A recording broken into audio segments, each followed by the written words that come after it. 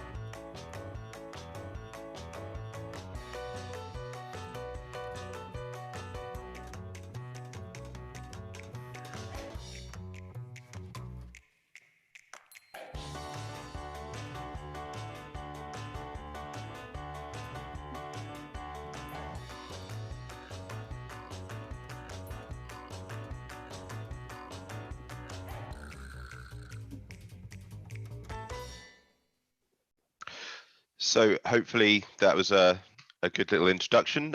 You can see we mainly work on preschool TV shows, things like The Adventures of Paddington, Digby Dragon, Number Blocks. But we've also got the commercials department who produce work for people such as Pokemon, Lego, all sorts. And we've also been branching out into VR production as well. So we've recently produced a couple of pieces for Oculus using Quill. So that's the one on the right there. So quite a general amount of animation, a body of animation that we're very proud of. So how do we use Unreal Engine in real time at BlueZoo? Well, the first thing that we did when we decided that we wanted to start exploring Unreal Engine was we made a short film called Ada, and this was using our short films initiative at the studio. And here's the trailer.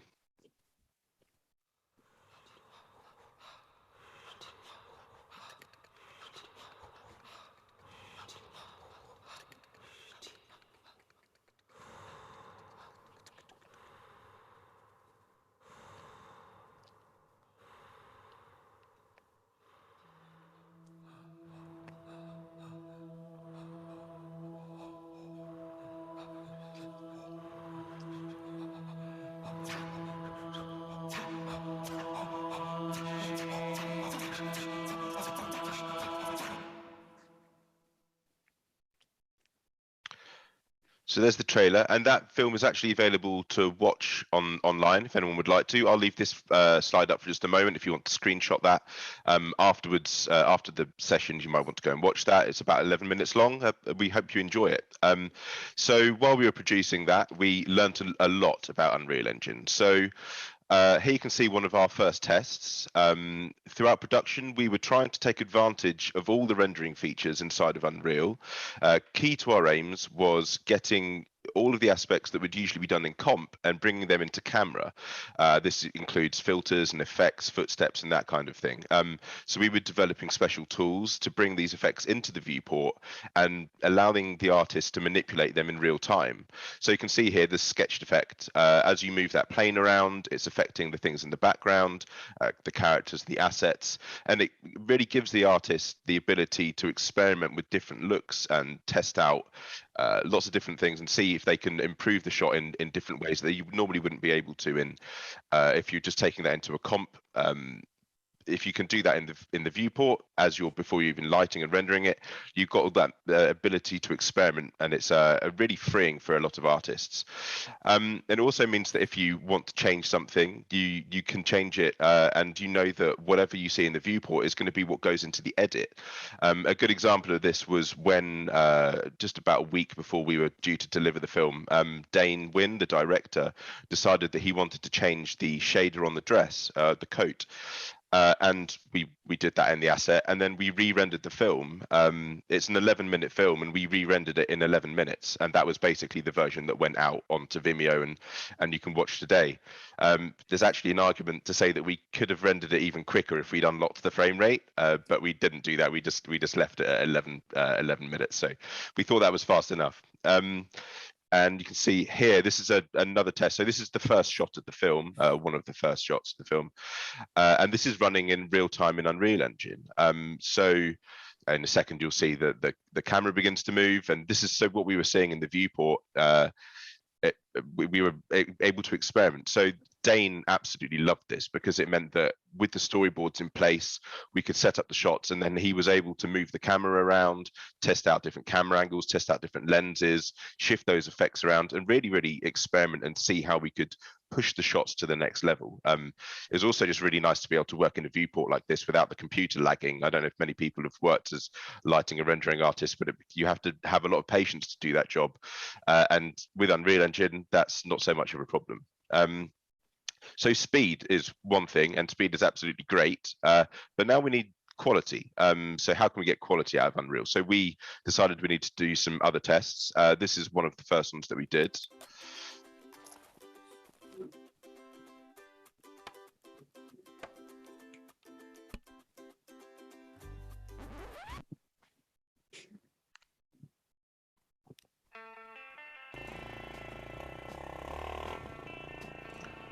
So for this, we took the opposite tack.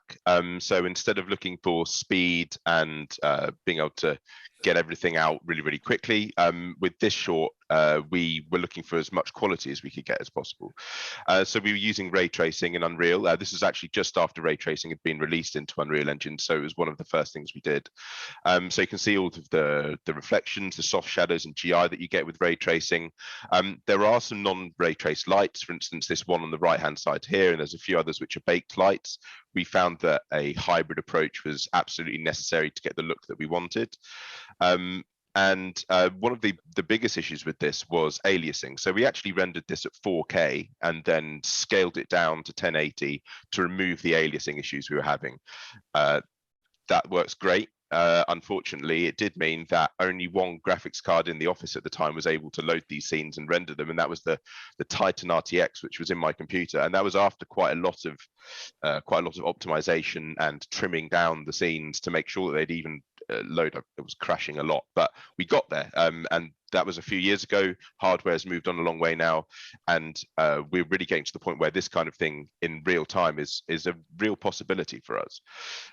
So far I've only spoken about rendering. Unreal Engine has a lot more to give than just rendering. One of the problems that we have at the moment as an animation studio is that the demand for content is going up. Instagram, TikTok, YouTube, the demand for quality content is growing, and being able to animate all that stuff quickly isn't very easy.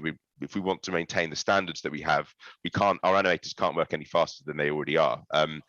The obvious answer for this would be motion capture, which is great, as you can see, great for human characters, great for realistic animation. But for a studio like ours, who have built a reputation on stylized animation, big expressive movements, mad characters that you wouldn't usually get so things that you can't motion capture. If you need a squirrel to run up a tree, you can't motion capture that. If you have a dragon that needs to breathe fire, you can't motion capture that. So we've decided that we want to develop our own proprietary animation system, which is VR puppeteering. So this is built inside of Unreal Engine, and in fact, I'll let past me explain a little bit.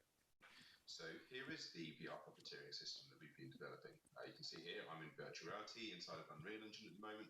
We've got our character here, and all of these blue cubes, each of which controls a different aspect of the character. So for instance, this one here opens and closes the mouth, this one makes him blink, and then we've got the hands, and each of so the neck there, and I've got the body.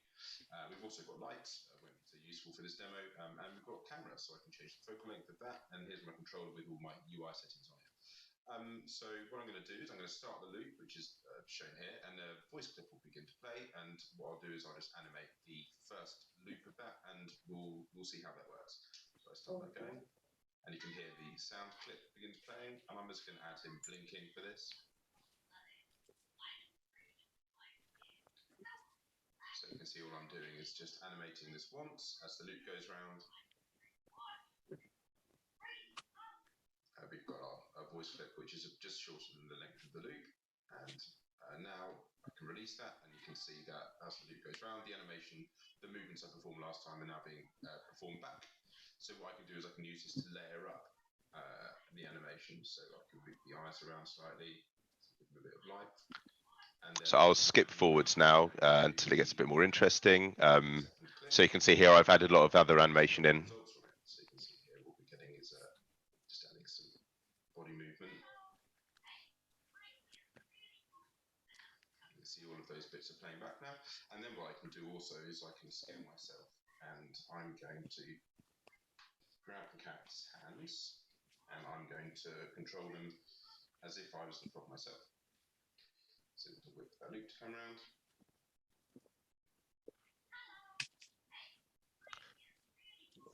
Of animating a shot, obviously I've done that quite quickly, but you can see what we're trying to get with it.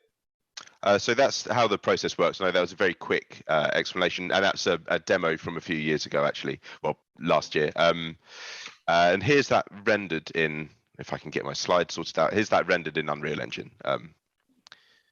There's no sound on this one. But yeah, you can see, so this is rendered in real time as well.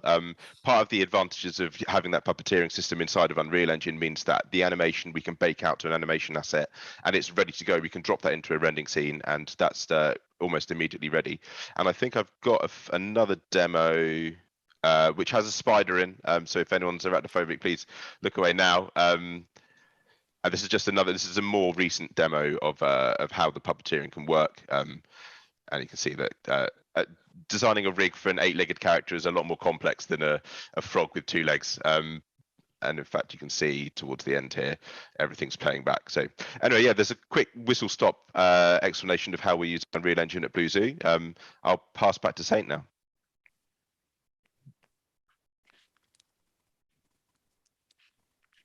Thank you, Phil. Sorry, couldn't find the button there. Thank you, Phil. That was great, a great sort of grounding there for anybody who's not familiar with the real-time possibilities. I'm now going to hand over to Dulull, HaZimation. Fire away, Haz. Thank you. Thank you. Great presentation as well, by the way, Phil. Okay, so let's load my slides up. All right, you guys can see that. Okay, so I'm a co-founder of a company called HaZimation. My background is working on, I've done feature films and television. And I started using Unreal around 2019, sort of like October 2019. And I just wanted to do some previs. And, we were in development and I had the hunger of just keep making stuff because obviously the whole year working on features and a television show, you still got adrenaline running through you. And this is the first time I was using Unreal. I was using it on a MacBook Pro, by the way, on a laptop MacBook. And this is like version 4.19. And I just want to do some basic previs, bring some assets in, and just start blocking shots out just to start getting a feel of the movie while we're still writing the script. And I came from a previous background in a way when I was in visual effects, and I was just a bit blown away from what I was able to see in real time. Like I was getting particles, I was getting, I was able to get mocap from Mixamo and just download that and apply it, retarget to my characters. And I'm doing this all by myself, by the way, on a laptop. And I'm like, holy crap, this is like, I'm missing something here. We can make movies like this. I was kind of blown away. So eventually end up doing a lot of pitch viz. So for those who don't know what pitch viz is basically, previs is kind of working out how the movie is going to be shot and how it all looks. Pitch viz is more a polished version of previs, I say, but it's more for presentation purposes. And I put this pitch viz together to kind of raise finance for the 3rd movie and to get big name talents involved and all these other heads of departments. And people were like, holy shit, we can see what this movie is. Because traditionally you would just make a rip trailer, right? And you'll take loads of shots from other films, and that usually works. But here you have something a bit more specific, bespoke, and specificity is very important when you're doing a pitch for a movie, especially science fiction films. So, we're showing this to various studios in Los Angeles and everywhere. And we even had some people comment, go, hey, is this like a first pass of an animated feature? And it really got me thinking like, oh, if we spent a bit more time and put more love into this, we could take from pitch viz to actual content, right? So I'll say around last year, 2020, obviously I started to shift towards fully animation because I just fell in love with it. And obviously the pandemic hit, so the live action movie couldn't really take place. But I had the feeling of missing out of being on set. So here you can see me in my front room last year with the virtual camera with the iPad live link into Unreal. And again, I'm using a Razer laptop here. And I'm able to block out the shots and really feel like, what it was like being on set. And that really made me think, oh, there's a way I could use all my live action experience and my visual effects experience to create content. So we set out to do our first project, which was a proof of concept pilot for a comic book company. And it's called Battlesuit. So I'll show you a little quick clip here. And this was our first project, by the way, done in Unreal Engine. So it was a little bit rough around the edges and stuff. And it was done by a small team of like 3 people. So me, Ronan, who's a TD, and Andrea. And then we had our music guys and sound actors. But this is a little clip. You can watch this fully on the website. I could spend my entire career analyzing just one planet, looking at one species without ever knowing for sure if I got their history right.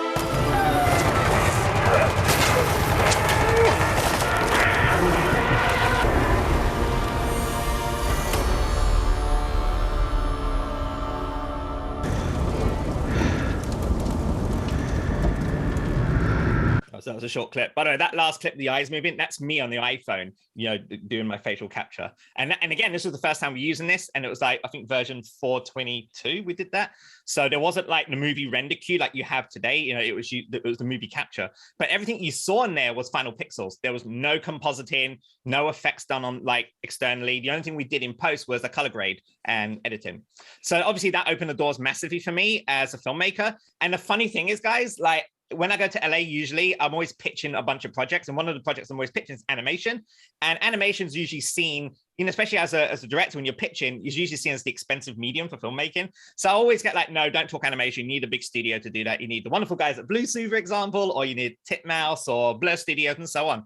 And all of a sudden I'm getting these calls from like studios that were saying, hey, you know, this animation script that we passed on because it was too crazy, we should talk about this. And we're seeing the advent of real time. So all of a sudden I became a filmmaker in the animation space, which I found was really hard as a live action filmmaker. So one of the offers I was getting was a bunch of projects. One of them was this project called Mutiny Year Zero, which is based on the video game Mutiny Year Zero, produced by Funcom, the publisher.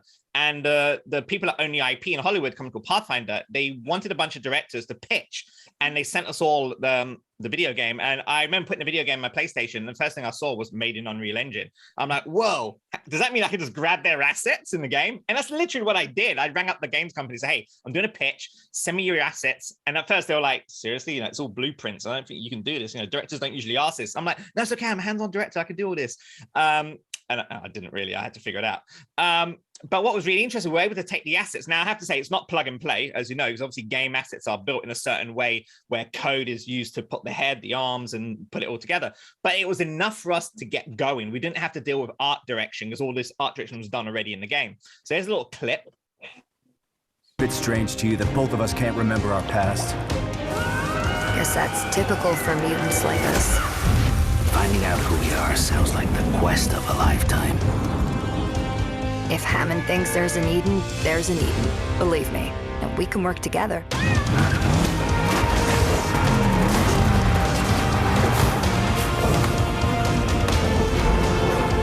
Yeah! Seriously?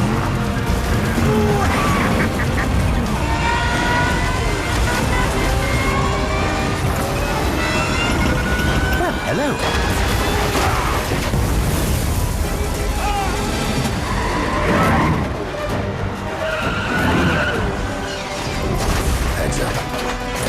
Let's get to it. Come on!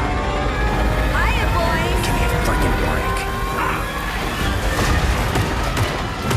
Okay, so that was a little clip. I know I'm such a tease, but you can watch the whole thing on my website. I'll give you the link afterwards. So let me give you a little behind the scenes how that was put together. So that was done in version 4.25. So we had the movie render queue. We were able to render like much higher quality imagery, control the aliasing better, and do a lot of console variable commands to help with the quality of things. But what was interesting also, we upgraded our graphics card to a Quadro 5000. And also that was done on a Razer laptop as well, by the way, guys. It wasn't some crazy expensive machine, but it's all GPU driven. And again, everything's final pixels. And what I found really great was the fact that, you know, I've been a VFX supervisor back in the day. And I remember like sitting next to directors, and directors are like biting their nails in dailies. And, oh, I really want to make that change. But to make that change, it's going to be an additional bid, or I have to get the coordinator to, and it's going to be a nightmare, but I really wish I could just move that tree. Well, I had this rule in all my production as a director, I'm going to go and do those director notes and just let the artist focus on all the bigger things that I can't do or can't do well, which is building amazing characters, environments, big giant robots in my case.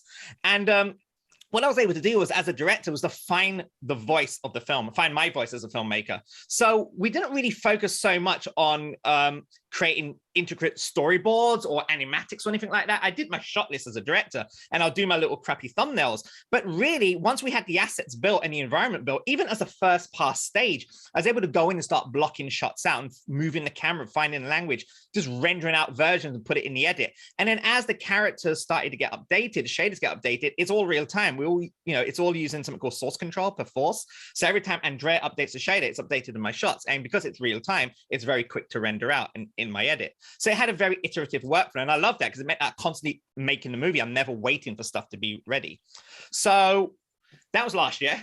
So where I am today, 2021, since January, we've been busy in production on our animated feature film. So my third feature ended up becoming an animated film as opposed to a live action film, which is going to now be postponed for like next year summer to shoot. Fingers crossed. So my animated film at the moment is called Rift. It's sci-fi action. It's stylized CG. Now, the reason we went for stylization is because the last 2 projects we did, although they were cool and everything, we found that when you start speaking to streamers like Netflix and so on, it's very hard to put those computer game looking or photoreal looking imagery in an animation space, unless you're like, you know, it's like Love, Death and Robots, which is an anthology. So we spent a lot of time doing the art direction, and I love anime. You can see the poster behind me of Akira. You know, we spent a lot of time developing shaders, and, you know, part of our proprietary tool set was creating a layer of tools that allow a director like me to go in and have control on the animation on top of the motion capture and on top of what animators are doing. It's all final pixels again, so straight out the engine, rendered 4K, and we're doing HDR as well, because it's a big thing that streamers want to see. So, you know, you can follow the progress of how that movie's moved together. You can also see my previous projects. You can QR scan it, because I'm such a flashy guy. You can QR scan it right now, and you can access the website. You can follow the social media, which I'm constantly updating with behind the scenes. So yeah, so that's me. There you go. Thank you. Great, Haz, thanks. And you can see the Akira influence there. That's yes. Fantastic. Thank you. Well done. Great, thank you. I'm now going to ask Bobby to show your presentation. Thank you. Sure. Hello, everyone. I'm happy to be here for the festival and to kind of share what we've been doing sort of at DNeg and sort of myself personally. So I'm gonna start broadcasting. And hopefully this works. Just let me know. Can you see the slides? Yeah, all good. Yeah, great. Cool. So yeah, hi, I'm Boyan, but everyone calls me Bobby. I'm a lighting artist, and as of recently sort of moved into doing a bit of real time, and sort of that's why I'm here. So yeah, I mean, Saints already introduced me earlier, but yeah, I work in London as a lighting artist. I've been at NPC, I've been at BlueZoo, I've worked on a couple of really great projects, and for a while I've been at DNeg. For a bit, I was in the TV department, but for a while now, I've been in the animation sort of departments. And yeah, we just had our first feature film come out last month, Wrong's Gone Wrong, for 20th Century Fox. And yeah, we have a lot of projects happening right now. And we also did a little short called Mr. Spam Gets a New Hat for director Bill Joyce, which was a Unreal project. A little bit about DNeg. We're, you know, one of the major studios for VFX, TV, and now animation. We're based globally around Canada, US, India, and headquartered in London. And yeah, this is a little film we did using Unreal. I'm just going to share a short sort of teaser trailer just so you can get a sense of what it looks like and what we did. So yeah, this is one of the snapshots of Mr. Spam. That's him. Yeah, as everyone is saying, we utilized sort of Unreal to kind of get final pixels, or as close as final pixels as we can within the engine. Yeah, I'll just play the trailer now. Hopefully you'll be able to see it.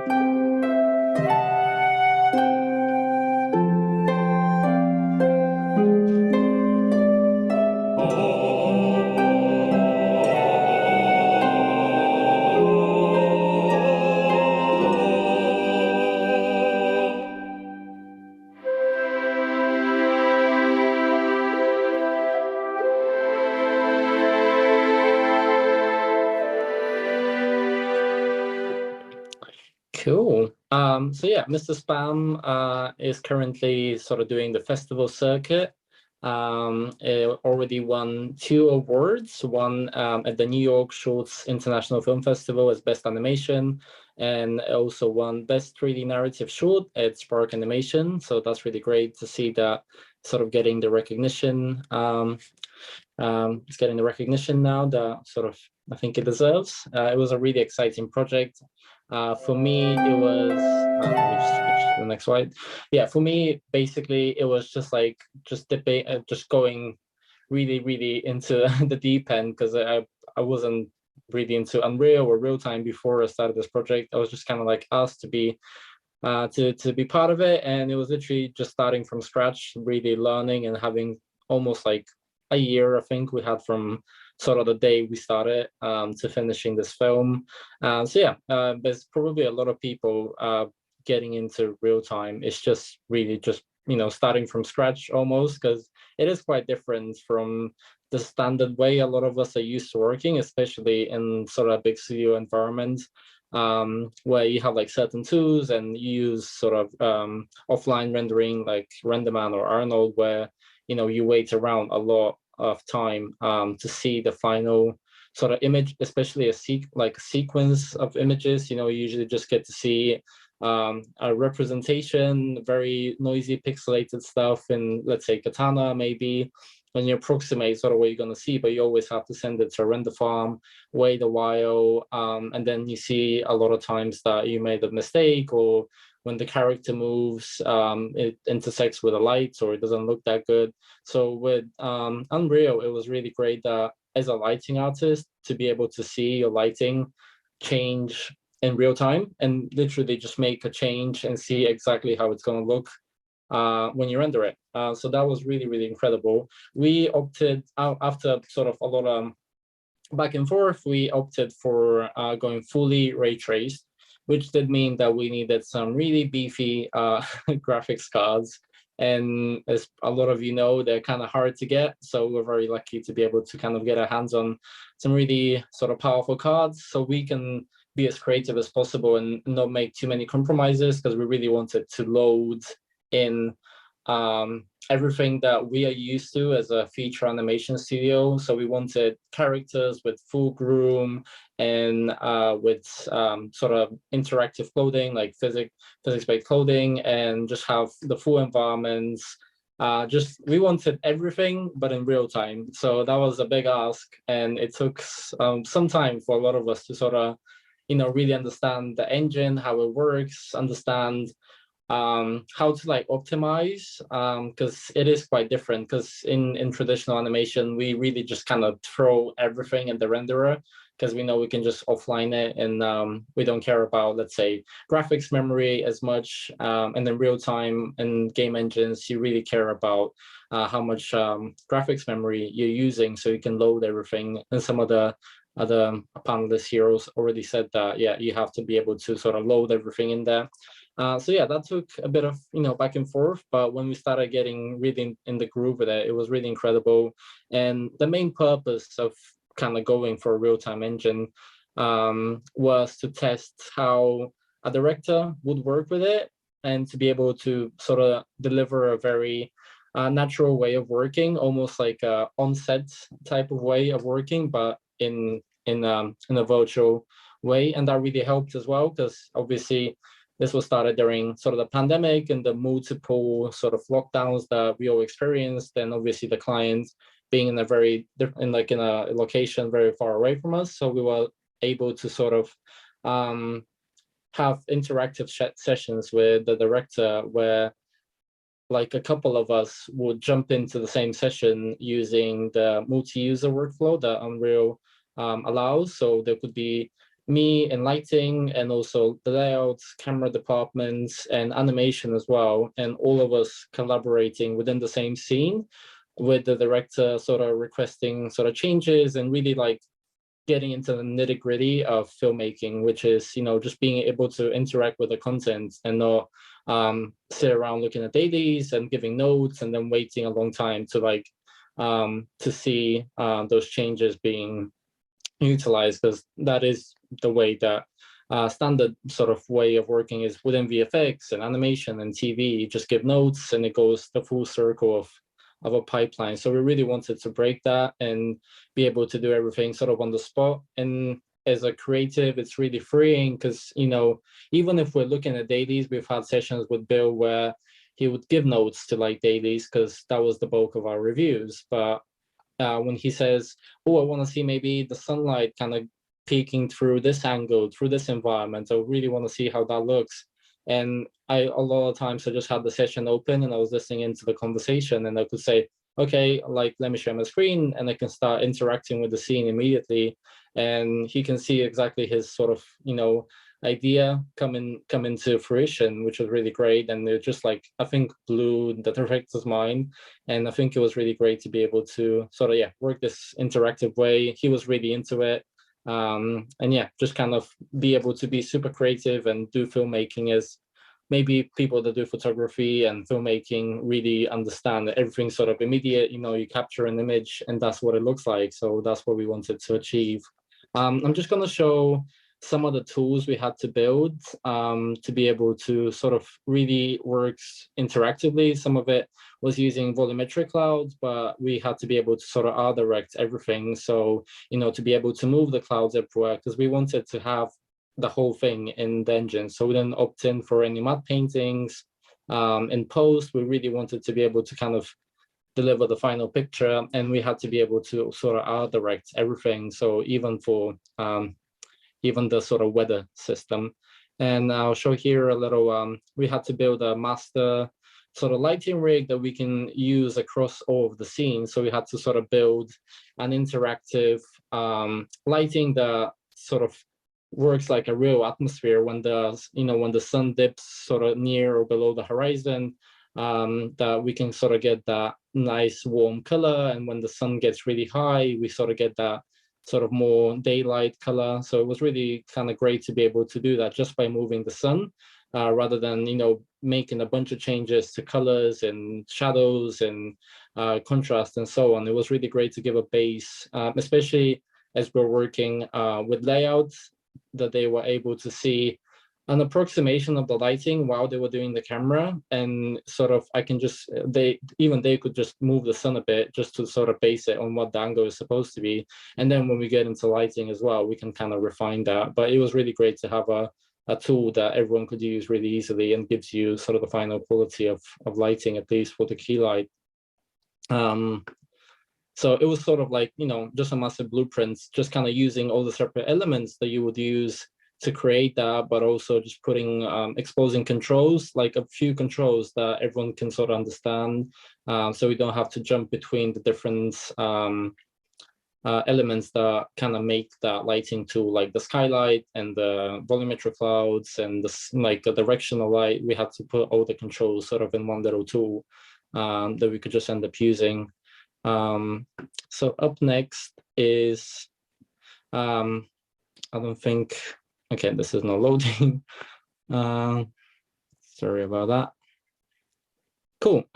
Another tool, as I mentioned earlier, was Multiuser, that is in Unreal. And as I said, that enables a bunch of us to connect to the same session in Unreal Engine and be able to interactively work together. At the same time. I'm just gonna mute this, and I'm just gonna, because this is like a demo we did, it's a bit long. So I might just skip through it. Oh, okay, sorry. And just need to like skip through it to show you the stuff that we were doing. So here we're able to sort of start cutting a scene together. We can all kind of come together in the same shot with the director, and he can say, based on maybe the boards or the script, to say, okay, so we want the character to get up from this space, and to go to the other room and then sit down on the desk, and then the layout artist can start moving the cameras and also making some cuts within the sequencer. And at that point I have to start responding by adding lighting, because I wasn't, because this is interactive, so I wouldn't be able to know exactly what we're going to do. And this way we can do lensing, we can do like basically real filmmaking, all of us together in the same session. And yeah, we can just kind of end up saving it in Perforce, and that is it. Like there's no, almost like you can say that in the perfect world that there's no notes to be given, sort of like you're done because the director sort of saw it, and then you just can kind of refine maybe something if you don't have time in that interactive session to do that. So that's sort of it for now, and then obviously we'll get into more as we start talking about this. Okay, thank you. Thank you, Boyan. That's great, and really good to bring home that collaborative aspects, the multi-user aspect as well. That was great. Thank you. Just a note for people: if you have any questions, do put them in your chat, and we'll get them over here. And we've already got one from Ajeevan, so thanks for that. We'll get round to that. But Michael, you're going to give I guess, a slightly different perspective on this from a sort of teaching point of view and learning the software. So over to you. Yeah, thank you very much. So, I mean, unfortunately, we're going from like kind of these professional kind of outlooks of kind of how all of this is how you can use Unreal, and then I'm going to be coming in with some student examples. But one of the things that hopefully comes across is that hopefully you don't see a significant dip in quality, because we've got so much time in look development. We're able to really kind of get an idea of the final image so early in the pipeline that we can kind of just spend much more time kind of bolstering that quality and asking questions about what can we improve. And it really helps train kind of animators, certainly the guys that I work with who are all animators, trying to show animators how to use more technical, a more technical approach, and really thinking about, okay, when they're shooting and they're thinking about the shapes and the staging of their shot, you know, how is that actually going to look, and getting to that kind of look and final outputs, an idea of that earlier on. So I'm going to show you some examples. So I'm going to share my screen, sharing sound. So we're going to start, not with that. that's something else I'll come to. With just a little reel of showing you some of the stuff. It's a kind of compendium of all the things we've been doing over the last few years.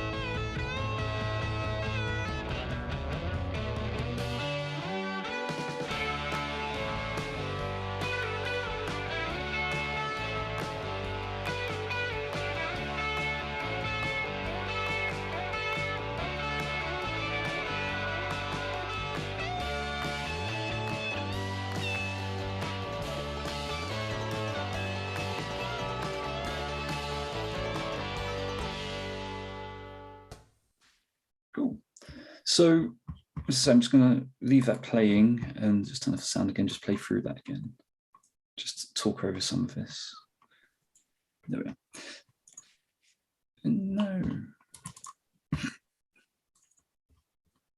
It doesn't want to play it again. Never mind. I'll come back to other visuals. So at Escape, we have our animation course, we have our games course, and we have our VFX course. And we're in a very fortuitous position in animation that we get to work with everyone. We get to make animation for VFX, we get to make animation for games, and that perhaps would be for actual gameplay. But one of the projects that we do is we actually work within Unreal. It's quite a long project that we are able to do with that.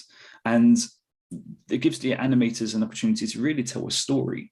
When we do the VFX, collaborate with the VFX department, when we go through the full VFX pipeline of rendering and then compositing, that's quite a big chunk of time that ends up going into kind of where we hand off the animation for the final processes and all that being put together. When we work with Unreal, we tend to find that we can just start with look dev really, really early, and as Has mentioned, kind of creates a previs version of the animation, and that we already starting lighting, already starting with the staging and getting everything working. So we're getting very close to what the final pixel look of the film will be really early on, and then we're just spending time refining animation and then reloading that animation into Unreal. We use Maya for the animation creation, but then we were able to, again, just quickly load that in. With this particular project, we used Alembic caches, which means we were able to bypass some of the limitations that we can have with characters, and that's if we were using kind of a standard kind of games pipeline where we'd be using possessable characters. And what we were able to do, and if I was just to show some of the iterations here that we had, so this is, we use some shot grid for our project management, kind of going into kind of some early edits of this where, you know, really just kind of blocked out, got some characters moving around. I'll just jump through this. You can see some of the references that we filmed for certain shots.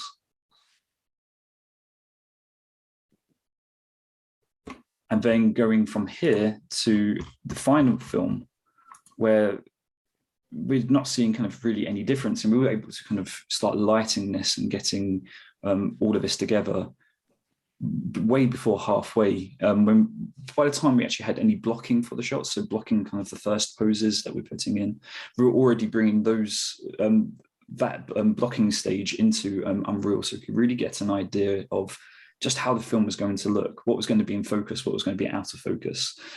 With this version in particular, we had the idea of, oh, it's going to be kind of a claymation sort of style, and it was going to maybe make everything look like it was miniatures. So we spent tons of time looking at kind of depth of field and the cinematography part of things that, again, when we're working in other pipelines, is maybe something that we'd, if we're doing full CG, maybe we start thinking about later on, rather than actually we're halfway through and deciding how we're going to create all our shots. And as I say, when we were doing these with this particular short, Mallow, which is one of our more recent ones, I'm working with animators. They're not necessarily lighting artists, which is, you know, a discipline in itself.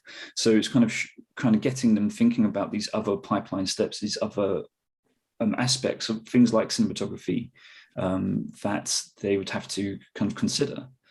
And this isn't the version that has tons of bugs, but from the point of view of kind of, again, iterating on stuff like this, we were finding in some of these shots, you can see, like over here, we have a bit of bloom on her kind of cosmic hairbands.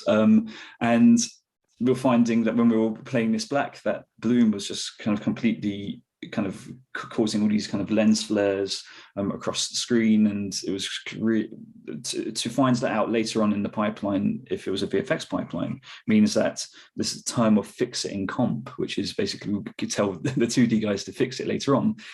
We didn't have to worry about that. We could just go into the settings, lower down kind of the bloom and exposure, and all of a sudden we had something that was very close to the final pixel. And not only did it fix it for this shot, but it fixed it for all the other shots that had the same problems if we were using the global settings.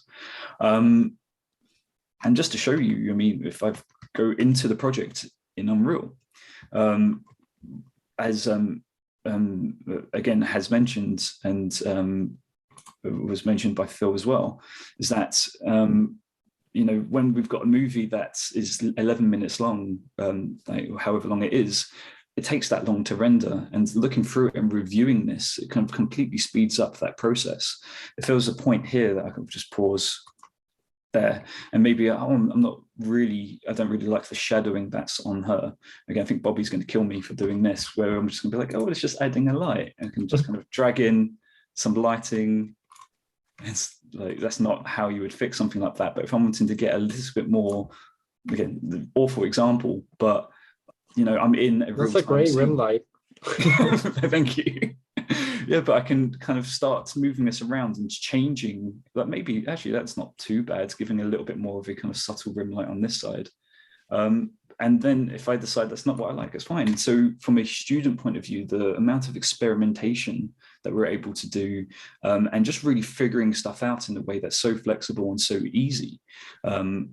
There are, if you're wanting to create more complicated scenes and more complicated environments, I mean, even take this shot, for example, that depth of field is pretty harsh. That is, you know, I don't know what lens we're using on this, but that's probably not exactly how we'd want this to be. So I could just go in to this shot. So you can see some of how this has been put together.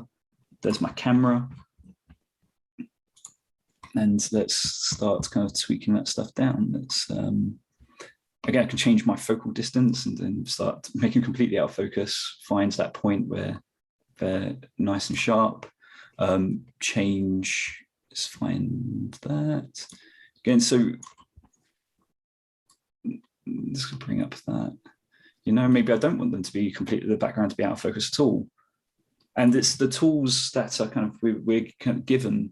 You don't have to be a camera expert to understand. Obviously it helps, but certainly from a student perspective, when you're still learning this stuff, just having tools at your fingertips and some kind of slides, like some bars that we can start moving around to just really play around in quite a fun way. And that's, I think, from what our students tend to get out of using Unreal more than the other pipelines, is it is fun. When we were building all of these kind of plants that kind of sit in the background, are like, oh, what would happen if we had another one here? And we'll rotate that around, and it's really just playing with the scene and playing with everything that we've got in front of us.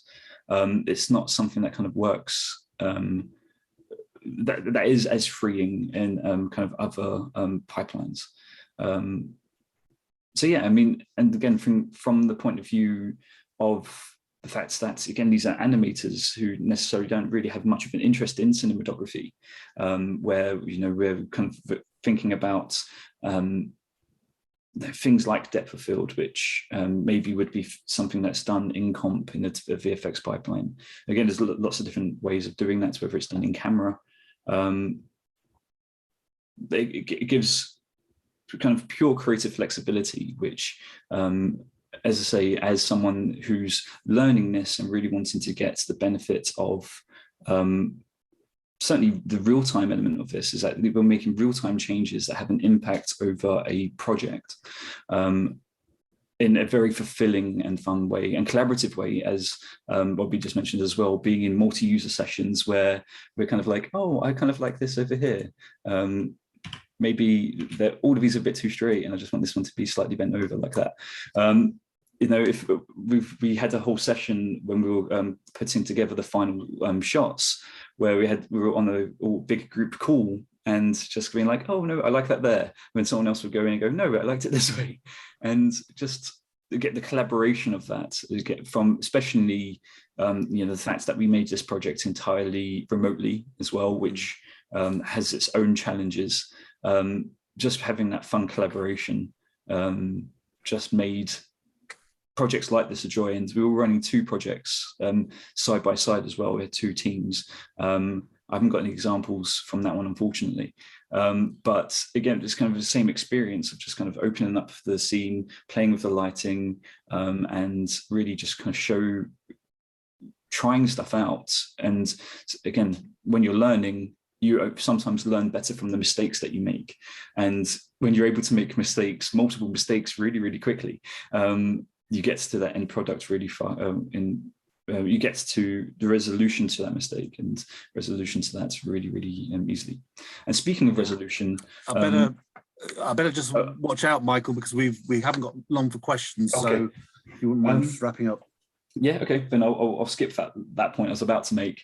But no, I think the big benefits that we've had in kind of being able to use real-time tools is that we're able to spend more time on the animation and refining the animation.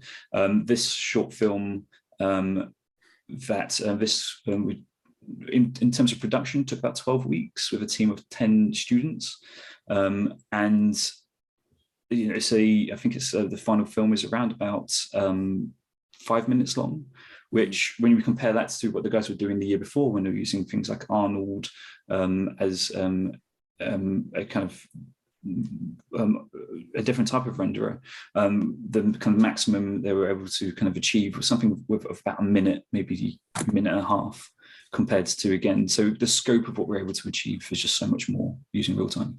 Great, thank you, thanks. That's a really great, and it's great to see a sort of demo of it in action and understand more about how things can be speeded up. Now we've only got 10 minutes max, so I'm just going to ask you to have really short answers if you can. I'm going to go straight to Ajeevan's question in the chat first of all, and he's sort of saying that very few independent animation features are made generally. You know, we're all very aware of animation shorts. Will Unreal change that? Will there be more Unreal sourced independent animation films? What's your take? I can definitely answer that because I'm in production one. Definitely, and there's quite a lot of people doing that as well. And I think it's for all the reasons we've all spoke about today. It's the fact that we can get results very quickly, but also the reason why independent animated films are very rare or take a lot of time to make is because you have to raise finance, and to raise finance for an independent feature takes a while. You have to show a lot of material, and that costs money. Whereas now, you know, using Unreal Engine or Unity, you know, let's not forget Unity as well. You know, you can actually show stuff to financiers very quickly, and they can instantly greenlight something, or at least greenlight development. So you can see much more animated independent feature films and TV shows. Phil, are you tempted to get involved with features? I mean, BlueZoo, I think, are moving into features. Well, that's at least the plan. I can't speak to us whether we'll use Unreal Engine for those. We use Redshift at the moment, which is still a very, very fast renderer as far as most renderers go. But it's, I mean, it's difficult to say, very difficult. Yeah. Bobby, Ron's gone wrong. Anything else in the pipeline, and how is Unreal going to help you? So many things are going on at DNeg Animation. It's actually mental. Yeah, we started obviously with Ron. It's a child of labor for so many people for a really long time at DNeg. But yeah, now we're just like exploded basically. And so Mr. Spam was sort of an experiment for all of us to see where this fits in our pipeline. So, you know, we're not moving everything to Unreal because it doesn't work that way. But it's definitely a proof of concept on how we can take a part of the process. And even where Haz was saying, doing previs could be very sort of misinformed. And there is a lot of directors that just don't understand what they're seeing. If it's just some gray characters on a gray background, it's very hard for them to like see their vision. And using Unreal, you're able to do that sort of on a cost-effective side, even if you don't, you know, do the whole film that way. But that was even how The Lion King was produced. Like the whole film was made, and it was in Unity, and they used VR and everything to create that, so they can work as filmmakers, and then that informed the work that we did then is in a more traditional pipeline. So yeah, it just allows directors to better see their vision before the real production starts, and it just sort of saves the cost of waiting all the departments to go through something and then to be not exactly what you saw, or visions or everything. So yeah, Unreal helps with that a lot. So you know, you all painting a very rosy picture here of Unreal. It is a disruptive technology. So are there any downsides to widespread adoption within the animation sphere? Do you think there are any sort of particular challenges that people have? Yeah, I mean, well, first, obviously, you know, GPU, you know, trying to get graphics cards, one thing, because it's so GPU driven, right? But the other thing I can say is from a production point of view, is like I fell in this trap last year when we did Mutant Year Zero. Lovely producers we work with, working together at the moment. But I would show dailies, and we're able to make those changes very similar to what Michael was saying, that you can make changes on the fly. But here's the problem. They're going to assume you can always make those changes on the fly. So you're going to get a million notes come through. Oh, don't worry, Haz will be able to do it in real time. So that does cause a problem, because you're trying to educate people, but to tell them, like, this is fast, this is iterative. But at the same time, you could shoot yourself in the feet, because you're like, oh, well, this is easy. You know, Jim, we can change that on the fly. We can change it on the last minute. So there is a bit of issue there that there's a management expectations as well, I think. Phil, do you think client expectations go through the roof with this? Are there any challenges, downsides to adoption of Unreal? I mean, I would say that planning is going to be quite difficult, because our producers have been used to working in a certain way for such a long time. They know down to the hour how long certain things take. If you introduce a new technology like real-time into that, it can completely, it just blows it all out of the water. So there's a huge learning process to go through with that. We found that clients haven't, we've only worked on a limited number of client-based work using Unreal. One of them was an advert, and actually it turned out to be a blessing, because they completely changed the story. They turned it from a story into essentially 3 separate still scenes using the same assets, thankfully. But we were able to, just using Unreal and using the sequencer, able to completely rejig the entire thing and have it output still within the timeline. I don't think they knew that we were using Unreal Engine for that project, and they asked for those changes anyway. And I think they were quite surprised that we were able to say, yeah, you know what, we actually can do that. And Michael, do you think there are any downsides to sort of widespread adoption? Do animators have a problem learning Unreal?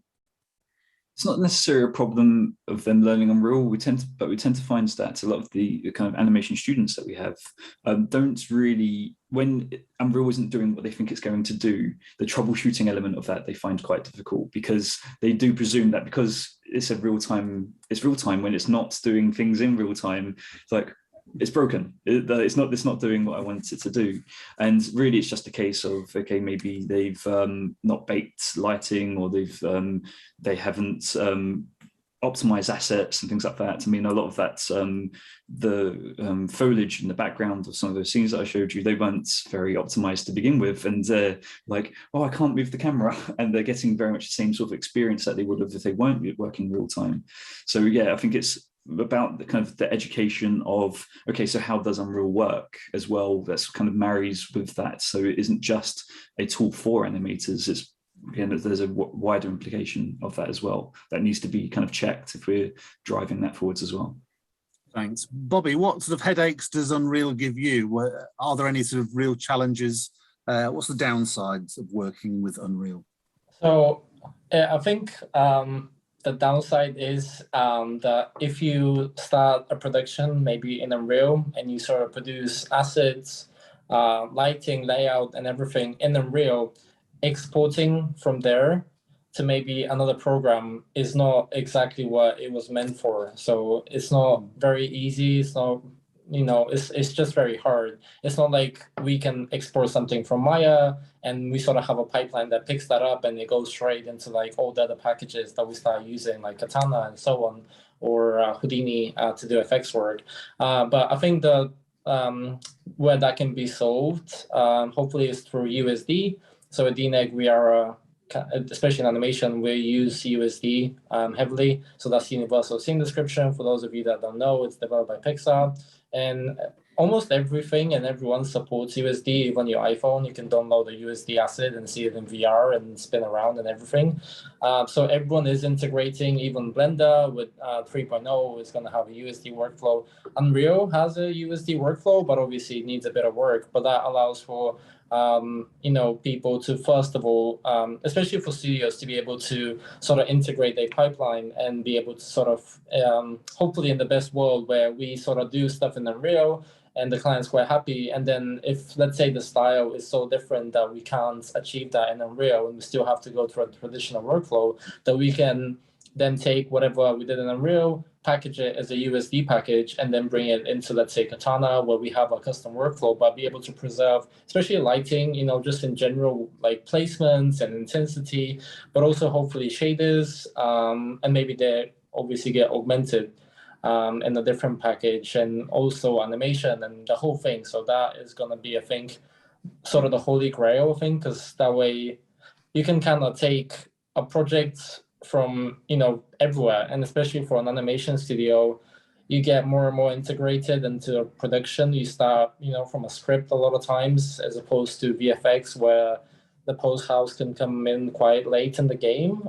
So you have a lot of ability to kind of work with the studio and the client for everything from the script to like merchandising, and maybe even putting stuff on the AR, like as a filter, as all kinds of stuff, because that is what is kind of happening now. You want to kind of bring your film to everyone everywhere. You know, you want people to interact with it in all kinds of ways. You can do it that on the Apple Store. You can get the tablets and you can, or laptops, and you can just download it as a USD asset and place it on your desk and see how it looks maybe. So I think that's going to be really exciting when sort of it kind of goes full circle.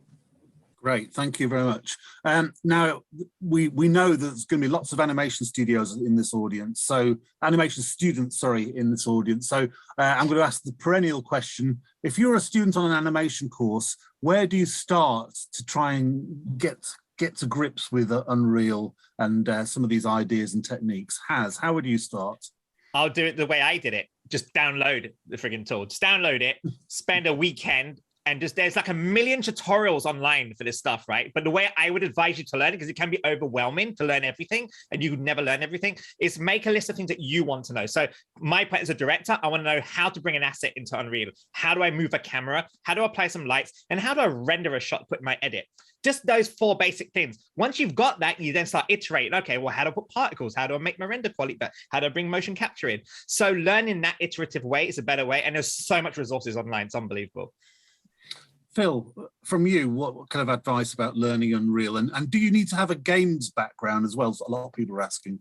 I mean, certainly working in Unreal Engine is different to working in something like Maya or Blender. Generally, though, the skills are transferable. The buttons do the same thing, but they're just in different places, and you have to have that slightly different mindset. But if you're familiar with something like Blender, moving into Unreal is quite an intuitive process. I mean, I agree with Haz. Just get it and start working in it. You can't learn, but just by watching, you've got to actually go ahead and do these things. And for games, I mean, we're actually probably finding that if we're going to be employing people to work in Unreal Engine as a lighting artist, or actually more so as a technical director, we're looking for people from a games background rather than animation background. Not necessarily a professional, but somebody who's certainly got experience in those engines and knows, especially within Unreal, knows how to fix a bug, because there's a lot of stuff that crops up that we've got no idea how to fix, but somebody who's produced a game in Unreal Engine would know how to fix that immediately. So that would be useful for us, yeah. Thank you. Bobby, what about you? So what I think is great about sort of Unreal and the way Epic are going about getting people into it and educating people is all the insane amounts of assets, high quality assets that are available for people, and not just like individual assets, but whole scenes that are built together from like all kinds of teams from Epic, and also from, let's say, game developers that sort of share like a scene or something. Because I also think for like professionals, and when you're already, you're working, let's say, as a lighting artist or as, some sort of TD or something or layout, it's quite hard to pick up a new software while you're also working, in a studio. So it's great to be able to have a base that is also, very high quality and what you're used to getting. Because as a lighting artist, you get like a whole scene, right, that was built by old artists that kind of come before you on the pipeline, and then we start lighting. So that's exactly what people should start doing, just getting those scenes that are on Epic, and not even like, obviously you can get all the assets from Megastore or Megascans, but yeah, just getting a scene together and maybe think of a film that you really like and try and recreate that, because you can place 3 cameras, put it in sequencer, add some lights, and you start thinking about, because that's what I find with a lot of 3D artists, they sort of go about their work as in a shot-based context rather than a sequence, and that's what a lot of studios, especially in animation, are working. They give someone the ability to kind of offer their own scene and sequence, because that way you become more involved with it and it looks more consistent, because one person works on one thing rather than 6 shots are done by 6 different artists, and then you're more agile. And that way you can see, you understand if you change something somewhere, you can reproduce that and do it for the rest of the scenes. And yeah, that's what's great for Unreal. You can do like a basic lighting setup, and then once you move the camera and do a little sequence, you can start adjusting for that and thinking about, sequence-based workflow is what a lot of studios, I think, want to see. And especially that's what we do at DNeg. We work on sequences, and you can light up a whole environment, and that is the base for the rest of the shots you're doing for that sequence. So you get sort of the lighting approved for the environment, and then you start getting into sequence and shot-based workflow. But yeah, you have a base from somewhere. So think about that. Don't just light an object for that and call it, even and great, because that's not exactly how it works. You're doing a film and not just one shot. Thank you. And last question, it has to be very, very quick, 10 seconds each. Starting with Michael, you've all mentioned cinematography as a big deal with working with Unreal. If you're working as if you've only ever done animation and you're not really aware of things like lenses or the sort of building blocks of cinematography, how do you learn that stuff? Michael first, 10 seconds, please. Watch films and find films that you like the look of, and it may be, and then look at a shot and think, okay, so why do I like that shot? Again, figure out what it is about that actually is what speaks to you. Is it the lighting and cinematography? It's not just about where the camera is, but it's how everything's framed by the lighting. There's a lot to that. So again, just break down something that you like. Thank you. Phil, what about you? How do you learn about cinematography? Experimentation. And yeah, like Michael said, take a look at something, figure out how they did it, and then try and recreate it. Thank you. Haz, what about you? I'm going to say the same answer I did when I learned compositing, which was I got a real camera and a DSLR and looked through the lenses and played with the ISO, the f-stops, all the things that you need to have an understanding in an Unreal camera anyway. So look at a real camera and then mimic that in Unreal. Bobby, what about you? How did you learn about cinematography? I'll get a supporting object for this. A prop. Okay. Read, get some cinematography magazines and read from cinematographers exactly what they do on set, because basically what we're replicating is sort of what happens on set, So yeah, read about what the director or the cinematographer, he will say, oh, I love these lenses, because they have this quality and I love putting the character on this lens. But it's also about the emotion that you're trying to give into a shot, because all of these tools, they create an emotion. So lighting is emotion. You have to read the script. It's not about just making it pretty, because we can all put a 3 lighting setup and make something look pretty. It's about the story, what's in the script, what is the character feeling, what is maybe going to happen to him. So anticipating that sort of stuff. So it's all about sort of emotion, a lot of times, and that's what cinematography is. It has to move the audience, and you use all the tools that you have available to do that. So yeah, you're just kind of reading about what the cinematographer maybe chose for a particular sequence because he wanted to do that to the audience. And that's a great way to end as well, that idea of emotion and cinematography, because all the tech that's there is really to feed those stories. So can I just sort of say, we were never going to cover the whole waterfront. This could go on, but the electricity meter is about to go off. So we've got to go move on. So may I sort of thank the panel, Haz, Michael, Phil, and Boyan, for such amazing wisdom, and thank you very much for contributing to this year's LIAF. And we look forward to seeing you hopefully again, and who knows what will happen. We never got round to talking about Unreal 5, but we will do next time. So thank you very much, folks. Goodbye. Thank you so much. Thank you. Thanks. Pleasure. Bye.